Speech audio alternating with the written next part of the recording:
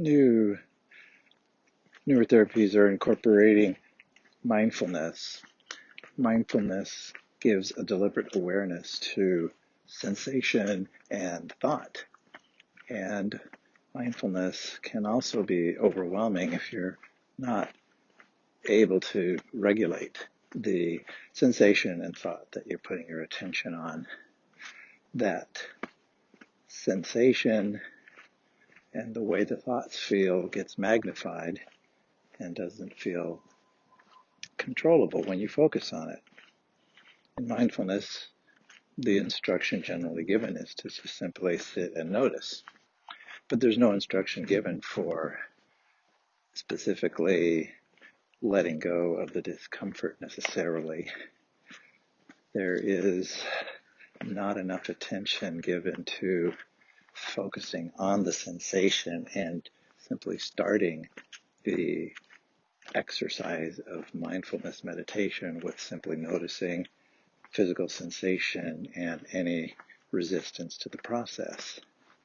So there's noticing that and taking a break when it becomes stressful to notice it and let yourself settle, and then let yourself go back and observe that sensation some more.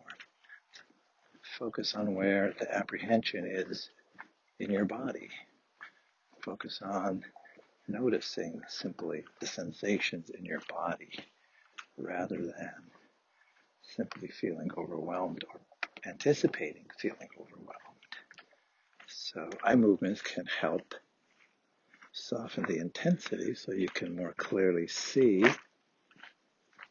the distress simply as a state of arousal and not something to elicit fear, essentially.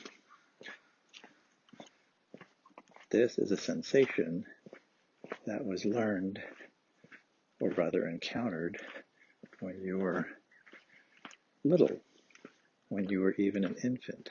Sensations of discomfort and distress. And did those sensations of discomfort and distress get relieved fairly readily? Or were they aggravated or provoked or even not attended to at all?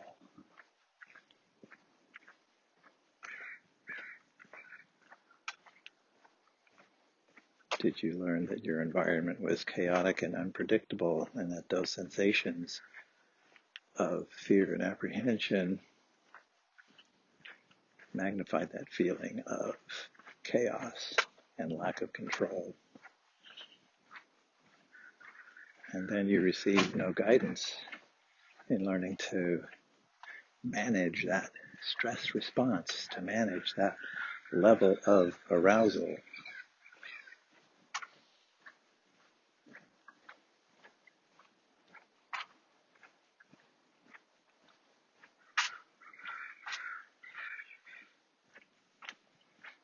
So with a memory reconsolidation technique, you would want to activate that fear response, that stress response, by thinking about that trigger or that cue or that memory.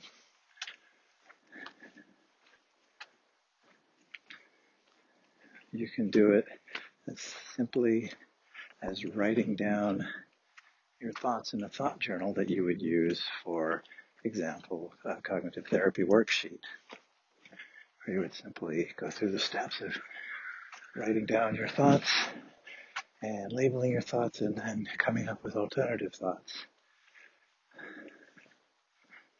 And then you would look at that sheet and you would be aware, does it mildly stress you out looking at it? And if it does, then you continue to look at it while you just simply regulate your breath. Slow breath in, slow breath out. Let your eyes move over the words. And then give yourself a break if you need it. Put the paper down and let yourself get settled, and then wait till you feel ready.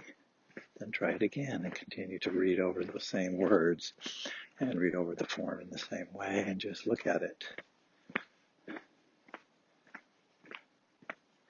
And as you do that, where you let yourself get just stressed out a bit looking at the worksheet and then letting yourself settle and calm, you're showing your body that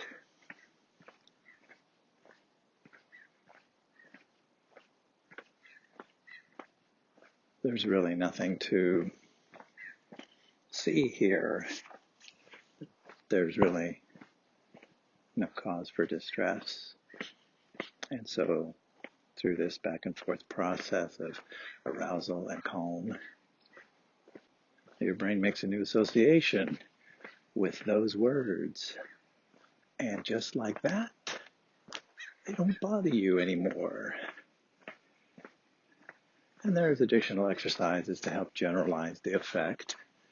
And certain therapies utilize imagery rather than worksheets, such as EMDR or accelerated resolution therapy. But the effect and the memory process that's being utilized are the same. The memory is being retrieved and reviewed and desensitized and put back ready to be retrieved from its desensitized state. So that is memory reconsolidation. So subscribe to my channel and click on that handy bell, and you'll get notifications so that you can continue to learn more about memory reconsolidation and how you can integrate it into your life for your personal growth or for your professional development as a healer and amazing human being. Thanks for dropping by. I'll see you again soon.